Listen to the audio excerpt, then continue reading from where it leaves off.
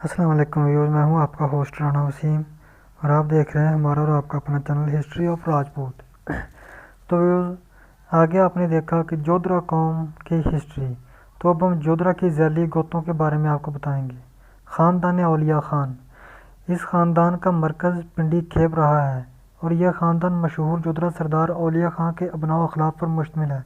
اس خاندان میں نواب غلام محمد خان، ملک جنگ بہادر خان اور ملک محمد زمرد خان کے ماضی کے نامور سردار گزرے ہیں۔ تو پھر اب ہم اس ویڈیو کے دوسرے حصے کی جانب چلتے ہیں۔ 3 حصوں پر مشتمل ہے یہ ویڈیو، تو ہم دوسرے حصے کی جانب چلتے ہیں۔ تو پھر دوسرے نمبر تھا فتح خان جودھر کی اولاد۔ جودھرا قوم کی دوسری بڑی شاخ پنڈی کھیپ کے علاقہ میں ہی مقیم ہے۔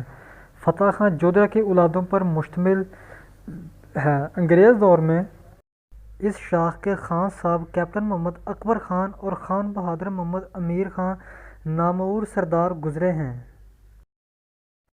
تو پھر اس ویڈیو کے تیسرے حصے کی جانب چلتے ہیں۔ جودھرا کی شاخ کھنڈا۔ جودھروں کی یہ شاخ بے حد مشہور رہی ہے۔